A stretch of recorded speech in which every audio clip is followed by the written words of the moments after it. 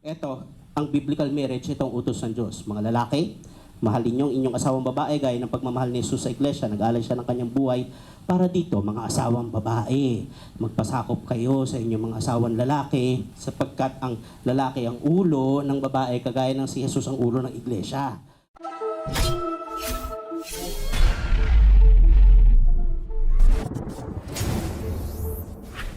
Sino po gusto ng kwento? Taas ang kamay. Ay, mahilig sa kwento. Alam niyo po tayong mga Pilipino, lalo na yung mga Pilipina, ay sobrang hilig sa kwentuhan, tama? Meron kaming rule sa performing arts na the story always wins the day. The story always wins the day. Kaya kung nagbabasa po kayo ng Bible, mapapansin ninyo si Lord Jesus po ay mahilig magkwento. No, merong mga nagagalit sa akin, sabi, bakit daw pag nagtuturo daw ako, puro kwento. Gusto nila lahat babasahin ko sa Bible. No? Ang valid lang daw ang sinasabi mo kapag laging nakasulat lang dapat. Sabi ko sa kanya, yung comment mo, hindi mo rin binasa sa Bible inisip mo lang si Jesus po, hindi siya laging nagbabasa lang. Nagkukwento siya galing sa tunay na buhay. Kasi po, yung pong relasyon natin sa Diyos, pang tunay na buhay. Hindi lang po yung pangloob ng simbahan, hindi lang yung panglibro, hindi lang yung pang-aral, pang tunay na buhay po yan. Okay? Handa na po ba kayo? Mag-pray tayo. Lord, maraming salamat po sa napakagandang pagkakataon na ibinigay mo sa amin. Maraming salamat po dito sa aming bansa. Meron kaming wagas na kalayaan para pag-aralan at alamin at kilalanin ka. We thank you for this wonderful opportunity. Also, for the wonderful, beautiful people, Lord God, that you have put together in this place, Lord. We ask that you would bless J. Clam, Lord God, and all its leaders, Lord God, especially Pastora Kay and her family, Lord God, and all the families represented here today. In Jesus' name we pray. Amen. Amen. Palakpakan po natin si Lord. Ang pag-uusapan po natin ngayon ay yung tingin ng Biblia sa buhay may asawa. Okay? Lahat po na may asawa magpalakpakan. Parang hindi kayo masaya. Yung palakpak ninyo parang kalahati lang. Parang, lahat na may asawa magpalakpakan.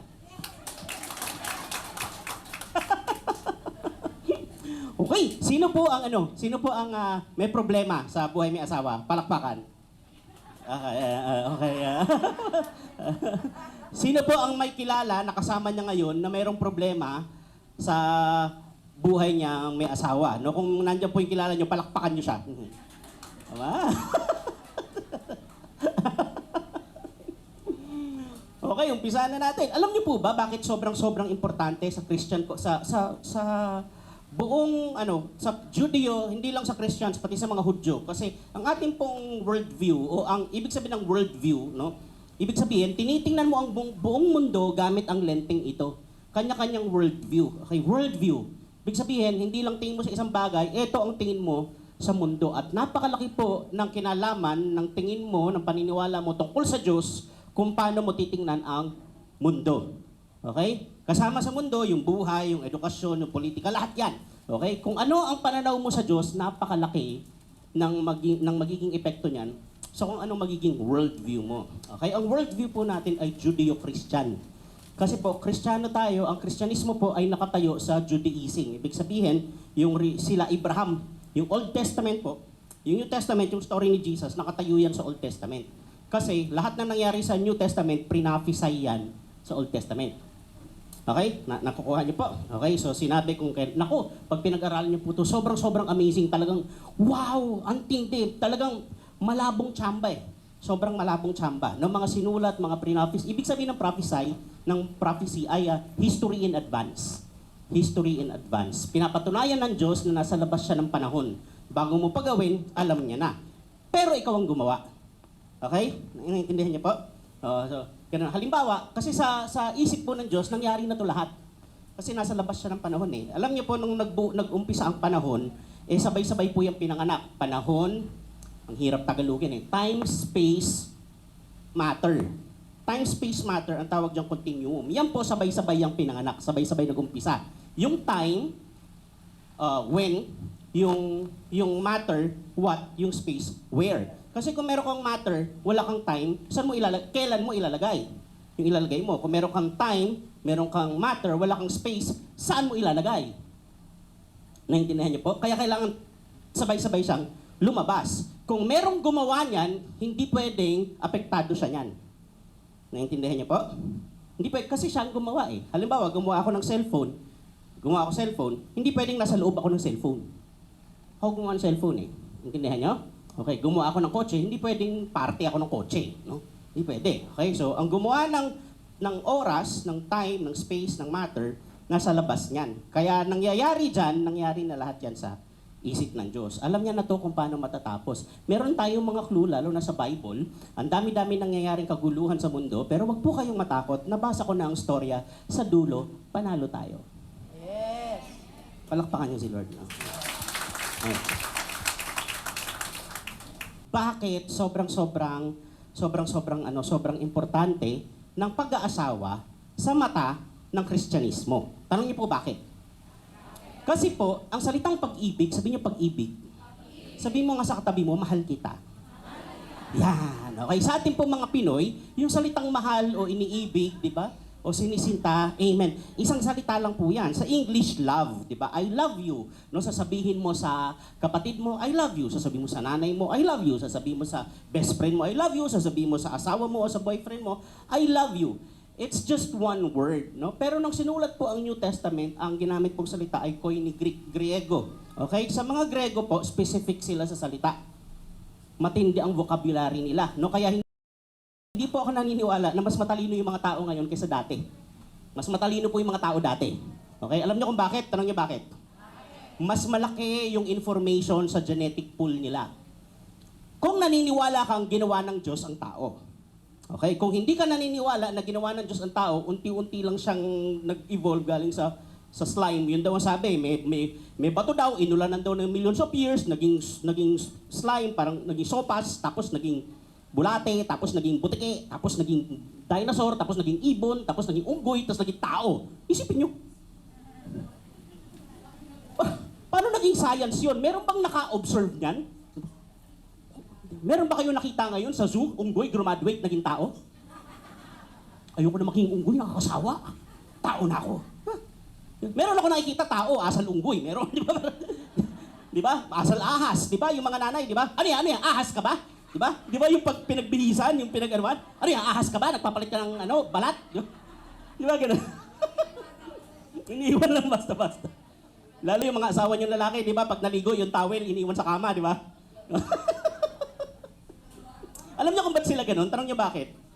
Nasanay sila kasi nung bata pa sila, pag iniwan nila sa kama, kinukuha ng nanay. Kaya wag na kayong magalit. No? may mga mag-asawa ganyan. Ako, nasira ang relasyon dahil lang dyan eh. Ang ganda-ganda, honeymoon eh. Talagang ready si mister. Iniwan yung tuwalya sa kama. Nagalit si misis. Hoy, bakit na yung tuwalya mo na sa kama? Ano sabi niya? Anong problema dyan? Bakit? Wala nang problema. Oh, Inikunin natin, isampay doon. Ba't ganyan ka ba pinalaki ng nanay mo? Ano sabi mo tungkol sa nanay ko? Away na, di ba? Kaya kumalma kayo, no? Huminga kayo ng malalim, hinga ng malalim. Sabihin niyo sa sarili niyo, tuwalya lang yan. Meron pa nga pang nag-aaway, tissue, pinag-aawayan, tissue. Kung paano ilagay yung tissue sa lalagyan, dapat daw, yung iba nagagalit kasi dapat daw, yung nakalawit ng tissue nandito sa harap, wala sa likod. Pinag-aawayan pa ba yun? Importante, magamit mo yung tissue. Natatawa pa nga ako sa mga Amerikano, ang baba ng tingin sa mga Pinoy. Hanggang ngayon daw, hindi daw tayo nag-i-evolve, low-tech daw tayo kasi nagtatabo tayo. Sila daw, high-tech sila, nagti-tissue. Paano naging high-tech yung tissue? I mean, seryoso, halimbawa, sorry hindi pa naman kumakain, pero sorry, halimbawa, pag ganyan mo, nakahawak ka ng pupo. Ay, pupo! Titissuehan mo lang ba? Tapos okay na? Di ba sasapunan mo? O di mas high-tech tayo kaysa sa kanila. Isipin mo ng pandemya, ang iniisip natin mga Pinoy, ano ang kakainin ng ating mga anak kasi walang trabaho. Yan ang pinag-iisipan natin, ang pinag-iisipan ng gobyerno. Paano ayuda, paano ang bakuna. Doon sa US, nagkakagulo sila, nag-aagawan ng tissue. Tawa ako ng tawa, pambirang balita to, nag-aagawan ng tissue. Pero tingin ko lang talaga matatalino. Nakapunta na po ako ng US, ang tatalino nila, lahat marunong mag-English. Pati pulubi, nag-i-English, nagulat ako. Ang tindi ng pulubi nito, English speaking. Punta ko doon sa Pulubi, English speaking. Ngayon lang ako nakita ng ganun. Nakakatuwa pag Pilipino ka, tapos nagpunta ka sa ibang bansa kasi pipila ka doon sa immigration nakalagay foreigner. Eh di ba tayo mga Pinoy, ang taas ng tingin sa foreigner, pag foreigner mayaman, kaya pakairam ko talaga pag pila ko sa foreigner, uy, mayaman na ako. Foreigner ako. First time ko na-experience maging foreigner. balik tayo doon sa pag-aasawa, napaka-importante niyan. Kasi yung salitang pagmamahal, sa mga Griego po, 4 yan. Okay, 4. Merong agape, philia, storge, at saka eros. Okay? Yung eros, yan ang pag-ibig ng dalawang taong opposite sex na nagmamahalan. Okay? Okay, romantic love, eros. Okay? Tapos yung storge, yan ay familial love. Okay? Pagmamahalan ng pamilya. Philia, pagmamahalan ng magkakaibigan. Agape, pagmamahal ng Diyos sa tao at ng tao sa Diyos. The unconditional love. Okay? The godly kind of love. Okay? Kaya lang mahalin ng tao ang Diyos, pabalik. Walang taong nagmahal ng Diyos na siya nauna. Wala. Okay? Sabi sa John, sabi po ni St. John, marunong tayong magmahal kasi una siyang nagmahal sa atin.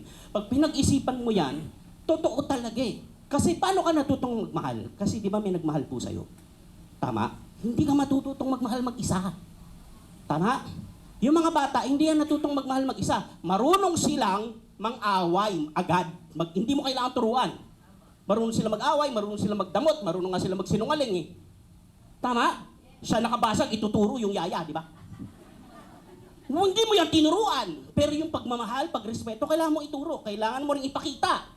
Kaya ka marunong magmahal ngayon kasi may nagmahal sa'yo. Yung nagmahal sa'yo, kaya siya marunong, kaya kanya minahal, may nagmahal din sa kanya. Tama? Magre-regress yan.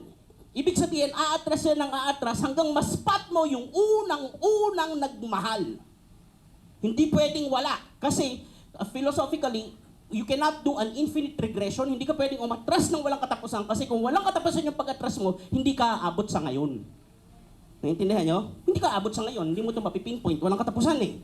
So, kailan nag-umpisa? Nung sinabi ng Diyos, magkaroon ng langit, nagkaroon nga, yung story of creation. Bakit? Kasi mahal niya, gusto niya, magpagmamahal siya eh. So, gumawa siya out of His love. Hindi niya naman kailangan. No? Hindi tayo kailangan ng Diyos. No? Minahal tayo ng Diyos. Pagmamahal po ang Diyos. 4 yan na salita, ang pagmamahal. Iba-ibang relasyon. Lahat ng relasyon ng tao nandyan. Ngayon, itong 4 na pagmamahal na po ito, merong isang relasyon, human relationship, nag-iisa. Na sa relasyon na ito, itong 4 na pagmamahal na ito, nagsasama-sama lahat. Alam nyo kung anong relasyon yun? Tanong nyo ano? At parang ang lungkot nyo. Huwag ko kayo mag-alala, walang test mamaya. Parang tense na tense kayo eh. Tanong nyo, ano? Mag-asawa. Sa marriage lang ho, nagsasama-sama tong 4 na to. You meet a stranger, you love that stranger, you decide to marry, now he's not a stranger anymore, he becomes your friend and your family. Tapos meron kang physical attraction sa kanya, so meron kang eros, tapos meron kang filial, kasi dapat friends kayo. Tapos meron kang storge kasi family na kayo. Tapos, ang sabi, ang bilin ni Paul ito, mga asawang lalaki, mahalin ninyo ang inyong asawang babae na gaya ng pagmamahal ng Panginoong Hesus sa kanyang iglesia, yung iglesia, community of believers, okay? Sa kanyang iglesia, nag-alay siya ng kanyang buhay para dito. Ang utos sa lalaki, mag-alay ng buhay para sa asawa. Agape yun. Unselfish love yun. Okay? Hindi yung papasok doon sa 3, pagmamahal ng Diyos yun. Okay? Lahat nandyan. Kaya hindi tumitinag ang mga Kristiyano. Akala nila KJ lang kami. Na hindi, dapat pwede magpakasal kahit anong edad, kahit anong uri, kahit anong kasarian. Hindi pwede. No? Kasi sobrang importante nito sa tao. Alam niyo sa Diyos. Alam niyo gaano ka-importante? Ganito. Okay? Ang tingin ng Diyos, pinaliwanag ni Apostol Pablo, ang tingin ng Diyos sa mag-asawa, yan ang symbol sa lupa ng relasyon ni Jesus sa church. Ulitin ko yung 2 tao na mag-asawa, lalaki at babae, sa mata ng Diyos, yan ang symbol sa lupa ng relasyon niya sa church.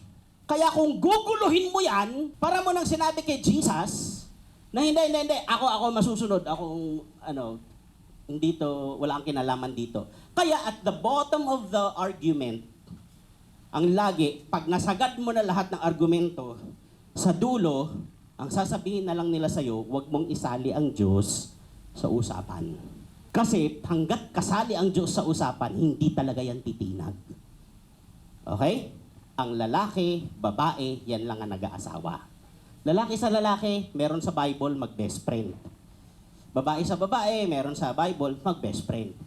Pero, mag-asawa, hindi pwede. Naintindihan nyo? Ngayon, naintindihan nyo kung gaano ka-importante sa Diyos po yan. Okay. Ngayon, kaya tinanin nyo ang kultura, tinanin nyo sa US, hindi naman gobyerno ang inaatake ng kalaban. Pamilya ang inaatake, nag-uumpisa sa mag-asawa.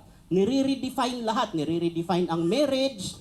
Ang mga, ngayon, may kaibigan akong Amerikana, artist, nakasama ko sa leadership training, ayaw niya na mag-anak. Ayaw daw niya magkaanak. Sabi ko, bakit? Siyempre, English, no? Sabi niya, I don't wanna have kids. Sabi ko, why? Sabi niya, it's not worth it. What? Sabi ko, I would have to differ. Sabi ko, I cannot agree with you. Are you telling me that you're not worth it? Your parents decided to have you. You're my friend. You're a wonderful person. I cannot agree that you're not worth it. Kasi gusto na lang nila doon, kahit ano na lang, kung kailan kasinumpong ng kate, kahit kanino, kahit saan pwede, walang responsibility. Kaya yung baby, lalabas na lang, pinapatay pa. Alam niyo po ba, may mga states sa US, legal ang late term abortion. Ibig sabihin ng late term, yung baby mo, nakaikot na. Pag umikot yung baby, ibig sabihin lalabas na sa anytime. Pwede pang patayin. Isipin niyo yun. Kayo, hindi na naman kayo mga bata dito. Hindi to imagination, ha? Ito ang problema ng US ngayon. Paano yan pinapatay? Tutusukin yung ulo ng bata, isa-suction yung brain, tapos babaklasin isa-isa. Isipin niyo yun. Tapos yan ang pinaglalaban ng mga feminists sa US na healthcare daw at my body, my choice. Hindi ko na ni sa hinagap, hindi ko naisip na aabot sa ganyan ang US. Kasi kaya nagkaroon ng US kasi yung mga founding fathers ng US tiningnan ang Bible at sabi nila, mali ang ginagawa ng Britanya sa atin, ayon sa salita ng Diyos, Christian sila, magpro-protesta tayo. Ang US po, kaya pinanganak ang US dahil sa Biblia. Tapos ganyan sila ngayon. Bakit? No? Merong dito, yung no-fault divorce. Alam niyo po yung no-fault divorce? Una nagkaroon ng divorce. Tapos nagkaroon ng no-fault divorce. Yung no-fault divorce ganito. Wala lang, ayoko na. Yun lang. Hindi na ako masaya, ayoko na. Kasi dati, yung unang divorce, kailangan patunayan mo, meron kang dahilan kung bakit. Meron tayo dito annulment. Diba? Yung annulment, ang ibig sabihin ng annulment, annulled, ibig sabihin, walang nangyaring kasal. Yung kasal na nangyari, hindi yun totoo. Yun ang ibig sabihin ng annulment. Tapos natatawa ako sa mga grounds ng annulment. Pag tinignan mo yung mga grounds ng annulment, ito mga grounds. Mental incapacity. Immaturity. Iniisip ko, pinagbibintangan mo yung asawa mong immature, yun lang ang dahilan, ha? Kaya mo hindi life-threatening, hindi ka sinasaktan, basta immature. Ang totoo, may gusto ko ng iba kaya gusto mong iwan Immature. Iniisip ko, kung siya yung immature, ba't ngayon mo lang nalaman? Ibig sabihin, immature ka rin. Tama? Sipi mo, 10 taon mong kasama, ngayon mo lang sasabihin na, immature? Di dapat hindi kayo kinasal. Unang tingin pa lang, immature to. Nag-uusap kami, nagjujulin. Kaya lang mahilig ka sa pogi, ayan na nangyari. Huwag naman umanap ka ng pangit. Pero alam nyo, mas masarap kung maging asawa kayong mga babae, gusto nyo laging, ini-improve yung tao. Kaya mas masarap po sa babae, ang asawa mo, hindi ka gwapuhan. Bakit? Kasi ikaw ang dahilan kung bakit siya gagwapo ng gagwapo. Di ba ganun ang gusto nyo mga babae? Mag-workout ka nga, di ba ganun? Ginaganon nyo yung lalaki, pinupush nyo siya para maging best version. Ngayon kung sobrang pogi na yan, hindi mo na magaganon. Ang problema mo ngayon, puro ka ba't mo kinausap yung mister ko? Ba't mo kinakausap yung mister ko? Ba't mo nilike yung picture? Ba't mo nilike yung picture?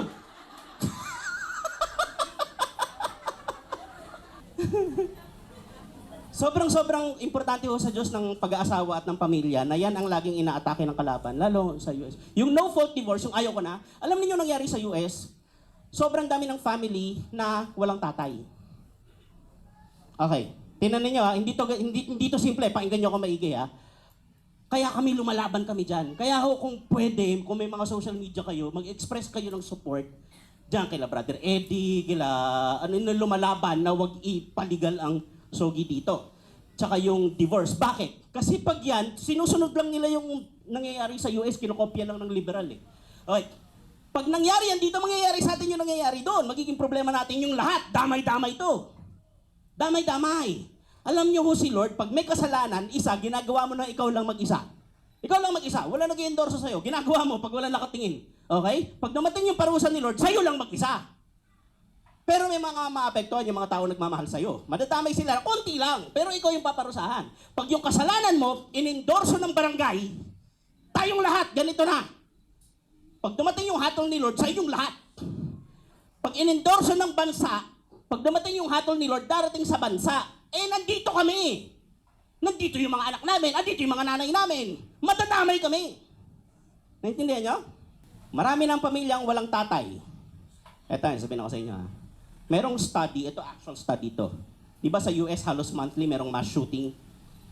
Diba? Sa atin, ang shooting lang dito, yung nagpipicture, diba? Shooting. Sa kanila, dati, ang pinakamalaki problema natin dito, drugs. Yun na yun. Okay? Pero wala tayo dito na pumapasok sa kinder, papasok yung tao sa kinder, tapos babarilin lahat ng kinder. Walang ganun dito. Tama, walang ganyan sa China, walang ganyan sa Russia, wala. Sa US lang meron. Isipin nyo, Russia walang ganun, China walang ganun. Sa US may ganun, papasok, babarilin lahat ng bata. Halos buwan-buwan yan nangyayari. Iba-ibang state lang. Tapos, ang pinapropose nilang solusyon, tanggalan ng baril lahat ng tao. Paano ang ngayon lalaban? Yung mga kumukuha naman ng baril naman, hindi naman yung sumusunod sa batas eh. Sa tingin nyo, legal nilang nakuha yung baril nila. Eto sa study, 99% ng mass shooters, pag tinignan mo yung background nila, nag-background check mo, 99% sa kanila, either walang tatay sa family, iniwan ng tatay, o may malaking problema sa tatay o galit sa tatay. O walang guidance ng tatay. Yung fatherlessness po, malaking problema yan. Naintindihan nyo? Hindi yan ganun kasimple. Kaya pag yan, in-embrace ng Pilipinas, malaking problema ho yan. Okay? Hindi o ito hula-hula lang. I'm not making assumptions. Galing na to dun sa mga nangyari na. Nangyayari na to sa kanila. Okay? Kaya sobrang importante sa Diyos na ang relasyon ng mag-asawa. Kasi dyan galing yung anak eh.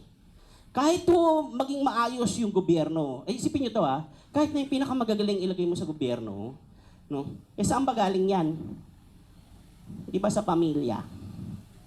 Hanggat hindi maayos ang pamilya, hindi ka magkakaroon ng maayos na barangay, hindi ka magkakaroon ng maayos na syudad, hindi ka magkakaroon ng maayos na bansa. Kasi lahat yan galing sa pamilya. Saan ba galing yung pamilya? Sa Kaya hindi mo pwedeng guluguluhin kung paano nabubuo yung pamilya. Okay? Sobrang slippery slope po niyan. Ibig sabihin ng slippery slope, madulas. Saan mo ihihinto yan? Pag pwede na mag-asawa yung dalawang lalaki, legal. Pwede mag-asawa dalawang babae, legal. Ang isusunod dyan, pwede na mag-asawa pati matanda at batang-bata. Pwede na. Bakit? Kasi love is love. Yan ang philosophy dyan eh. Love is love. Hindi namimili ng kasarian ang pag-ibig. Ba't siya mamimili ng edad? Hindi nga siya namimili ng kasarian. Ngayon, kung hindi na siya namimili ng edad, ba't siya mamimili ng uri? Kung gusto ko kabayo. Sa ibang bansa, meron yan eh. Hindi ho yan bagong problema. Dati pang problema niyan. Kaya nga binawal sa Bible eh. Bawal sa Bible ang bestiality. Ibig sabihin, dati pa gusto nang gawin ng mga reprobate yan, ng mga taong walang takot sa Diyos. Hindi yan bago. Okay? Ngayon, paano pinipreserve yung marriage? Punta tayo dyan. Sabi sa Proverbs, ito na, lalaki't babae na. Lalaki't babae. Okay?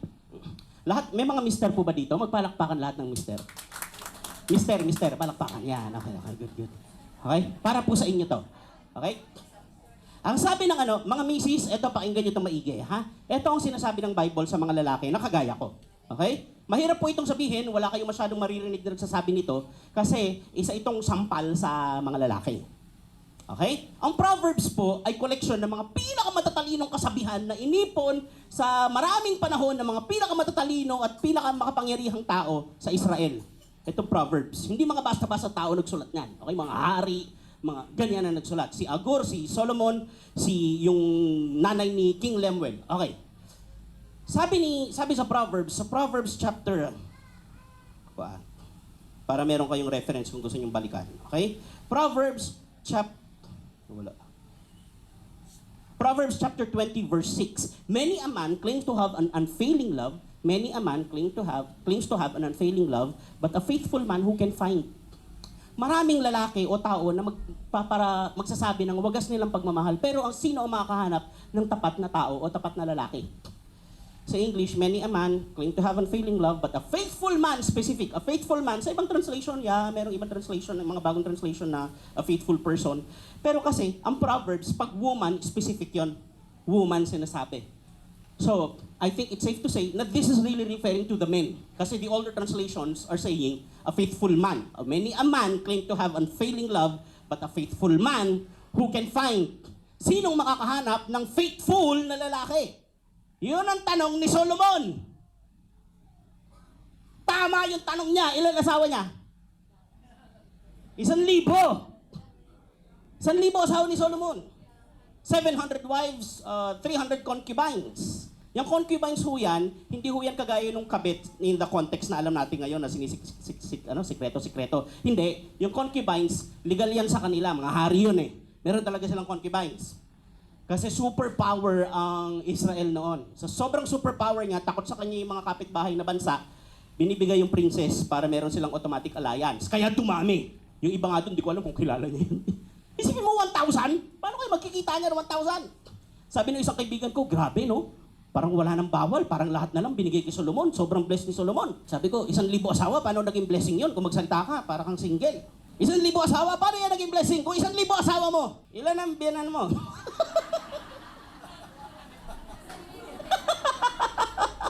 Isipin mo magka-monthly period yan, 1,000. May problema ba? Wala!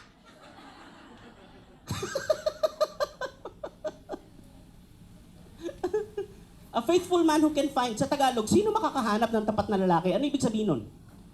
Ibig sabihin, halos imposibleng makahanap ng tapat na lalaki.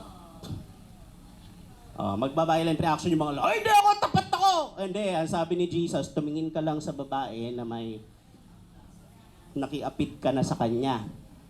Doon pa lang sa grounds na yun, sinasabi ko sa inyo, 100% lahat ng lalaki pupuntang impyerno. Lahat! Manonood ka ng TV, maglalakad si Pia Wurzbach. Naka-two-piece. Sige nga, kahit gano'n kakabanal. Kaya pag nanonood sila ng Miss Universe, hindi ako sumasali. Mga mahilig dapat ang nanonood lang dyan, yung mga babae, tsaka yung mga parlorista. Yung mga straight na lalaki, huwag ka manonood niyan. Tama? Sino makakahanap ng tapat na lalaki? Kulang na lang sabihin niya, wala! Tama? Ibig sabihin, mas madaling makahanap ng lalaking responsable. Lalaking mabait. Mabuting ama. Responsable. May mga kilala akong ganyan. Sobrang bait na tatay. Sobrang responsible na provider. Yung asawa, alagang-alaga, bihis na bihis ang mga bag mamahalin, pero ang daming chicks. Di ba? Pagdating sa area ng katapatan, talagang lampayatot talagang hindi makaporma.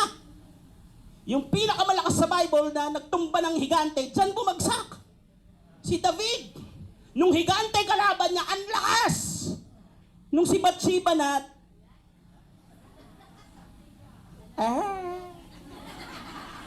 nauwo na siya. Yan.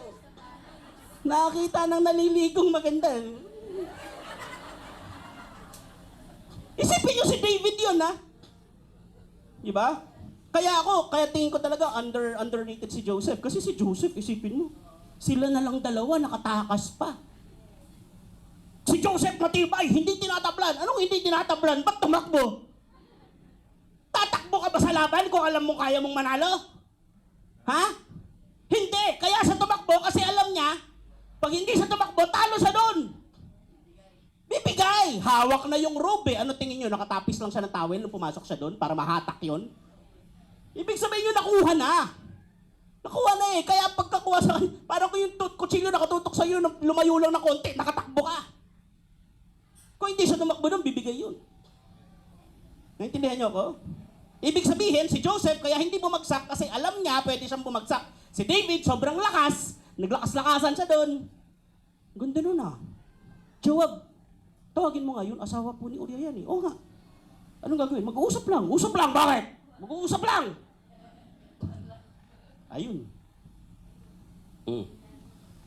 Hala, baka pag-uwi ninyo dito. Sabi ni Pastor Ruther, walang lalaking tapat! Umamin ka! Mamaya, nananahimik yung mga mister nyo doon. Ah! Ah! Anong ginagawa mo pag hindi tayo magkasama, ha? Kasi matawagan. Nasaan ka? Nasaan ka? Andito ako, may inaayos akong kotse. Anong kotse-kotse? Pakausap ng kotse na yan!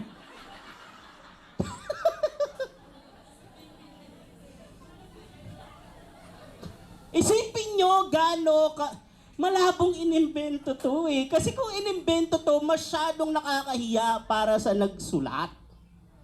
Yung nagsulat ho nito lalaki, pinakamatalino, pinakamayaman. Sabi niya, sinong makakahanap sa amin ng tapat? Isipin nyo gaano siya ka-honest. Isipin nyo, meron bang ganyan? Sobrang totoo ng Bible.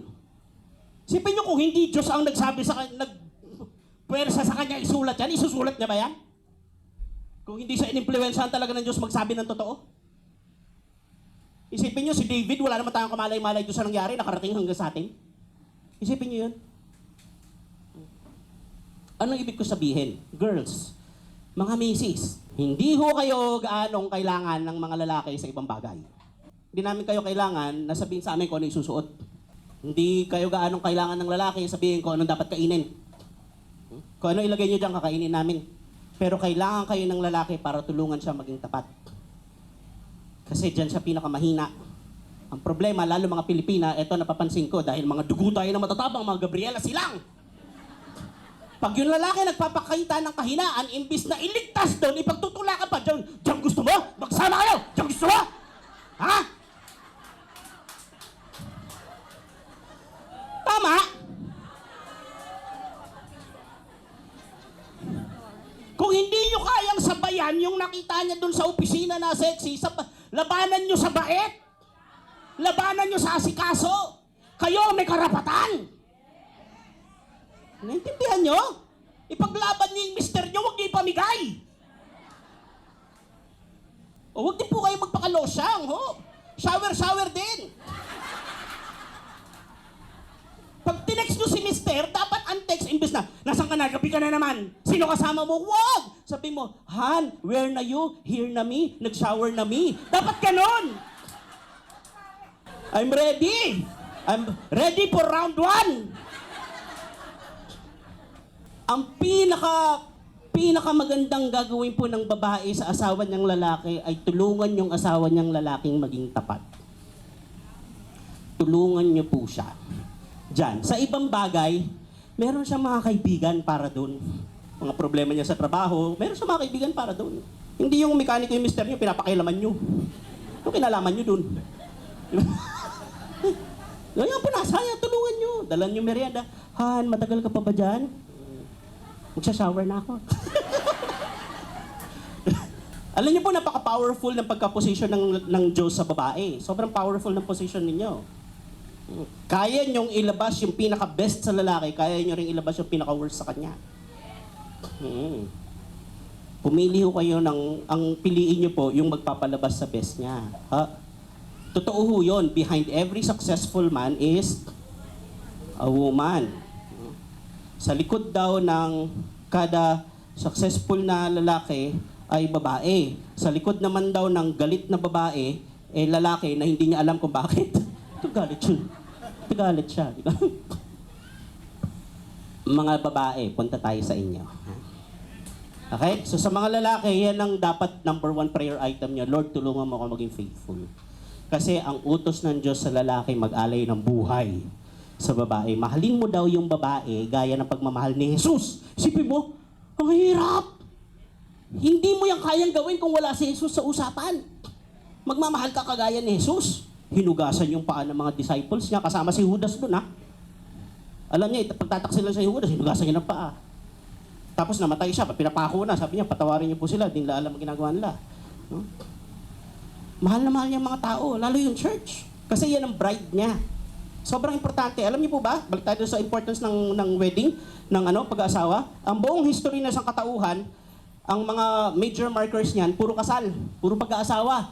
Ginawa ng Diyos ang tao, nag-upisang kasaysayan, pinag-isa niya si Eva at si Adan. Kasal. Sa gitna, pagdating ni Jesus dito, sa gitna ng history, dyan nahati ang history, BC-AD eh. Okay? Ginawa ni Jesus yung unang miracle niya para mag-public ministry na siya sa kasal. Yung tubig, ginawa niyang wine. Pagbalik niya sa second coming, ikakasal siya sa church. Puro yan, ang mga markers niyan, puro marriage, puro kasal. Ngayon, ito sabi sa Bible tungkol sa mga misis. Ha? Baka may lumipad na sapatos dito, ha? Sana po may natututunan kayo, huwag niyong pagbuntunan yung mga mister niyo, baka sisihin ako. Ito ang sabi, Proverbs 19:14, houses and wealth are inherited from parents, but a prudent wife is from the Lord. Not from the neighborhood, not from the relatives, not from the culture, from the Lord. Ibig sabihin, sa Diyos galing. Pag wala ang Diyos sa usapan, walang ganyan. Naintindihan nyo? Alam niyo ibig sabihin ng prudent? Understanding. Sabi ng Bible, yung bahay, yung lupa, yung mga kayamanan, namamana sa magulang yan eh. Pero yung understanding na asawa, Diyos lang nakakapagbigay niyan. Kaya pag nag-asawa ka, wala ang Diyos sa usapan, walang asawang babaeng understanding sa labas ng Diyos. Naintindihan niyo po? A wife of noble character who can find. She is worth far more than rubies. Ito na. Proverbs 25:24, Proverbs 21:19, iisa sinabi. Proverbs 21:19, alam niyo yung Proverbs, sinulat siya sa Middle East yan eh. Middle East. Sa Middle East, galang na galang ang mga lalaki. Sinulat yan ng mga pinaka-importanting lalaki. Kaya yan sinulat, ipapabasa yan para aralin ng mga kabataang lalaki na magiging leader galing sa mga elite family. Kasi noong panahon nila, hindi naman nakakabasa lahat. Okay? Naintindihan nyo? Para yan sa mga youth leader na galing sa mga elite family. Ang sabi nila Solomon, na pinakamayaman, pinakaginagalang, ito ang sabi niya. Basahin ko Dali, magtatago lang ako ng konti. 3 beses to inulit sa Proverbs iba-ibang part. Better to live in the corner of the roof than share a house with a quarrelsome wife o naging wife. Sa verse 19, ba't daw ako nakatingin sa inyo? Oo nga, ang sama nga ng tingin sa akin ni Mama, sabi niyo. Ito pa matindi. Sa verse 19 ng chapter 21, better to live in the desert. Naglayas na. Naglayas na yung mister. Nagpuntang disyerto. Sumuko na. Better to live in a desert than with a quarrelsome and nagging wife. Ang nagsulat ho nito, yung pinakamayaman, pinakamatalino, pinakamakapangyarihan. At ang sabi niya, sa obserba ko, maigi pang tumira sa bubungan ng bahay. Kasi mga bahay nila flat yun eh. Pwede ka talaga tumira doon. Pero nakabilad ka. Pero maigi pang tumira sa bubungan ng bahay kaysa sa loob na ang kasama mo, asawang babae na palaaway. Seryoso. 90% of the time, sino nag-uumpisa ng away? Meron ng interview si Liza Soberano eh. Interview niya sila ni Enrique Hill Mag-boyfriend pa lang to Sabi ni, nung nag-i-interview, anong ginagawa niyo pag magkasama kayo, tapos matagal yung intayan, nabobore kayo, Sabi ni Liza, pag nabobore ako, inaaway ko siya. Yun lang ang dahilan. Ibig sabihin, normal yun. Normal yun. Ako, naintindihan ko na pag nangaaway yung misis ko, hindi niya talaga ako gusto awayin. Gusto niya lang, gusto niya pansinin ko siya, lambingin ko siya, sikasuhin ko siya. Ganun, kaya hinahayaan ko siya pag nangaaway siya. No? Hala nga naman palagang ko siya, nag-MMA ako eh. Anong gusto mo? Anong gusto mo? Red. Alam naman, hagisan ko ng gloves, tigil, sparring tayo. Hindi pwede, ang hirap magkaroon ng asawang palapatol. No? Pero ang pinaka-problema ng Bible sa babae, palaaway. Yung mga tingin nyo sa akin, talagang totoong-totoo eh. Yung tingin nyo sa akin, parang gusto sabihin, tinan mo nga ako, mukha ba ako palaway? Pero yun talaga. Kung hindi kayo palaaway, kasama kayo doon sa siguro 1%. Okay? Pero ang problema ng babae, ng Bible sa lalaki, mahirap maging faithful ang lalaki. Ang problema ng Bible sa babae, mahirap makahanap ng understanding, tsaka palaaway. Okay, pakinggan nyo palaaway ba siya sa lahat? Hindi. Yung inaaway nga niya yung mister niya. Ang problema sa'yo, hindi ka kasi nakikinig sa akin. Nag-ring yung phone. Hello, Mare, kumusta? Oh, mamaya tayo. Oo, ay, God bless. Ay, nadurog ang puso ko talaga. Amen. Praise the Lord. Sige, magkita.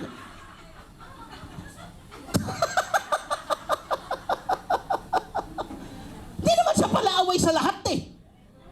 Tama? Tama? Marami hong paliwanag dyan, pero hahaba na tayo, pero maraming paliwanag dyan. Isa sa nakita ko, doon niya yung binubuhos kasi yun ang paborito niyang tao. Kasi kayong mga babae, yung pakiramdam ninyo, hinahanap niyo yung paborito niyong tao, doon niyo ibubuhos, kahit ano pa yun. Pag masaya kayo, wala naman siya kinalaman doon, dahil sa yung paborito niyo, saan niyo ibubuhos yung saya niyo? Pag mainit ulo niyo, wala naman siya kinalaman doon, dahil sa yung paborito mo, saan niyo rin ibubuhos? Yung init ng ulo. Kahit anong pakiramdam niyo. Tama? Na-promote kayo sa trabaho. Pag uwi ninyo, yung mister niyo nananahimik, nanonood ng TV, ang saya-saya niyo, oy, kumusta na pasalubong ako sa iyo, mumumuma. Yung mister mo, ano nangyari? Wala namang ginawa, di ba? Kasi na-promote ka sa trabaho, saya-saya mo, di ba? Siya yung paborito mo, di ba? Napagalitan ka ng boss mo, pag uwi, nananahimik ka sa mo, nanonood ng TV, yung sinelas mo, ba't na nakalagay? Sabi ka rin, yung basura, ano ba? Yung mister mo, ano nangyari? Tama? Tawa kayo, tawa kasi totoo, ganyan kayo eh.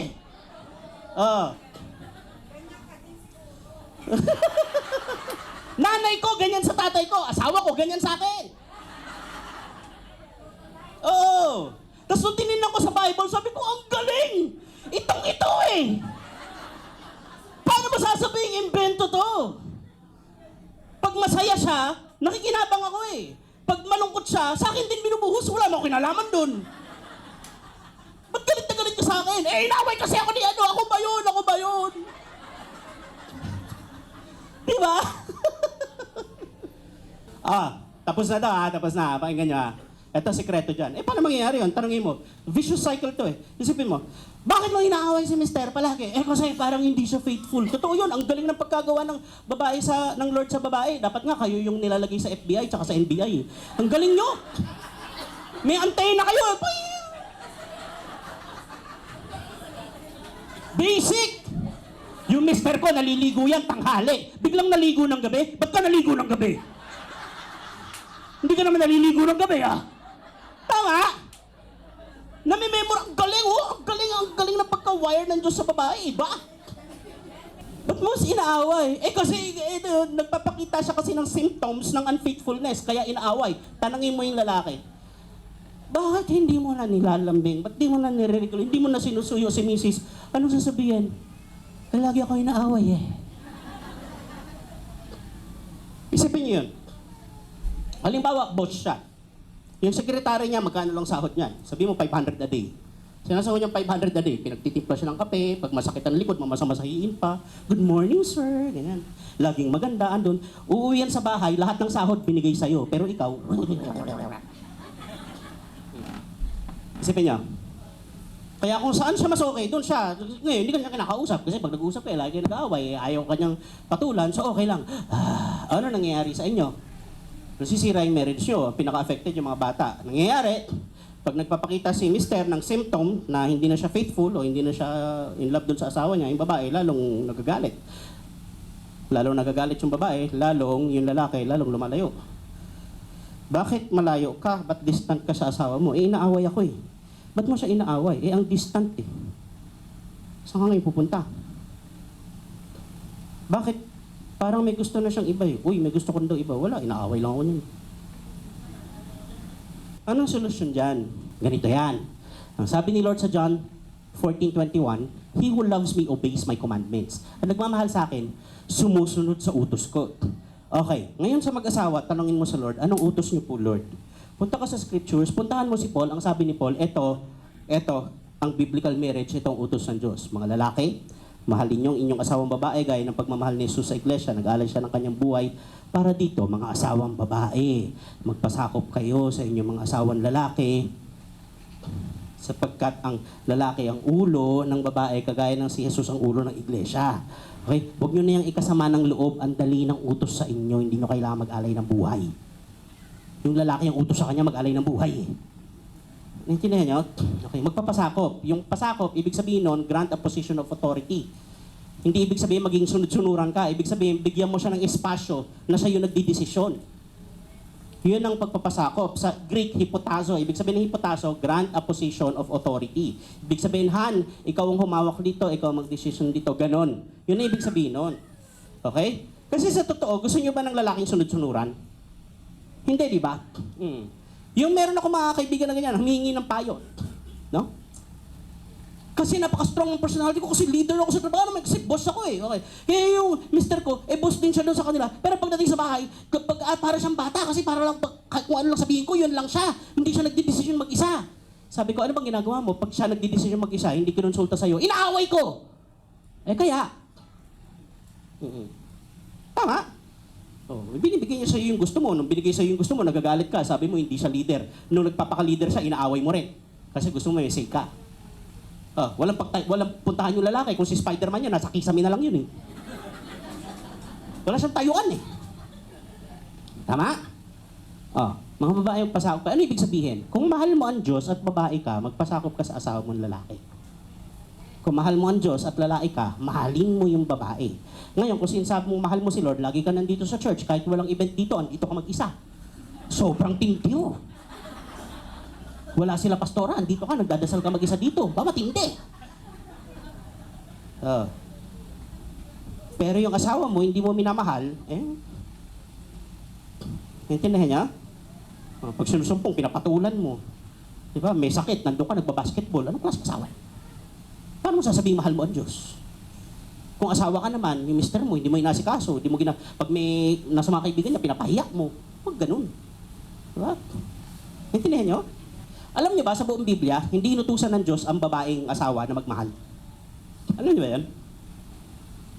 Wala kang makikita. Wife, love your husband? Wala. Ang inutusang magmahal yung lalaki. Tapos, sinabi sa kanya kung paano, kopyahin kung paano magmahal si Jesus. Hindi lang kung paano siya magmahal, kung paano magmahal si Jesus. Ganun. Ganyan. In-specify kung paano. Tingnan mo kung paano magmahal si Jesus, ganyan mo mahalin yung asawa mong babae. Okay? Hindi lang kung anong gusto niya. Okay? Yung babae, sabi lang sa kanya, pasakop ka, respeto mo yung asawa mong lalaki. Alam niyo kung bakit? Tanong niyo bakit? Parang ayaw niyo malaman. Tanong niyo bakit? Kasi po, sa asawang lalaki, respeto ang itsura ng pagmamahal. Kita nyo, isa lang pumalakpak. Parang masama loob nyo Isa pa, ulitin ko Sa asawang lalaki, respeto ang itsura ng pagmamahal. Okay? Kung mahilig yan sa Jordans na sapatos, narigaluhan nyo yan, masaya yan. Pero kung sinisigawan nyo yan sa harap ng mga kaibigan niya, lalo kung empleyado niya, sinigawan nyo siya doon, ibang usapan yun, lalamig yan. Lalamig yan talaga. Kahit na si Michael Jordan, iregalo nyo dyan, hindi ka lalambingin yan. Naintindihan nyo? Importante sa lalaki ang respeto. Kaya hindi kayo inutusan magmahal. Kasi iba kayo magmahal, hindi namin kayo maiintindihan. Iba magmahal ang babae. Ang hilig nyo magsorpresa. Di ba? Tapos pag yung schedule namin hindi sumakto dun sa sorpresa nyo, nagagalit kayo. Hindi, anong papalay ko doon? Bakit kami lakad? Surprise ako, di ba? Hindi mo naman sinabi. Ang hilig nyo magregalo nang hindi naman sinusukat. Napansin nyo yung mga lalaki, kung bibilhan ka ng lalaki ng damit, bihira yung bibigyan ka ng damit, damit na. Hindi, dadalhin ka sa tindahan, susukatin mo. Tama? Ganon ang lalaki, ang babae, hindi. Bibili yan ng damit. Honey, surprise! Pag sinukat ang lit, ayan kasi ang taba-taba mo, yung tiyan mo, tiyan mo.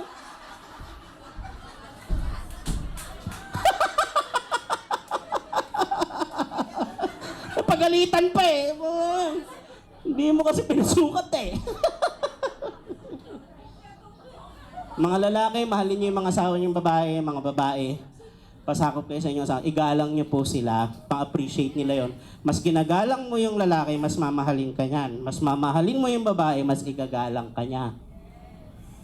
Yun ang solusyon. Mag-uunahan kayo, hindi kayo maghihintayan. Mag-uunahan kayo, pasikip ng, ibig sabihin, padikit kayo ng padikit, okay? O, alam nyo na, o, yung iba sa inyo, 50 na, ngayon lang nalaman, okay?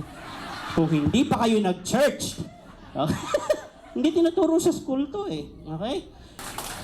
I wanna pray for you, let's pray. Lord, maraming salamat po. We thank you for the gift of family, the wonderful gift, Lord God, of marriage. We thank you, Lord God, for through marriage we experience your love. Lord God, we are trained to have more patience, Lord. We are put in a position where we can grow the fruit of the Holy Spirit. We thank you. At ang dalangin po namin, Panginoon, punuin mo po ng biyaya, ng pagmamahal at ng kapayapaan, Panginoon, ang bawat pamilya, Panginoon, na narito ngayon, especially their marriage, Lord God, their relationship with their spouse, Lord. At makita po, Panginoon, ng kanilang mga asawa, ang biyaya at ang liwanag at pagmamahal ng Panginoong Hesus sa pamamagitan ng aming mga buhay. We thank you, we honor you, in Jesus' name we pray. Amen, amen. Maraming salamat po, pagpalaya po kayo.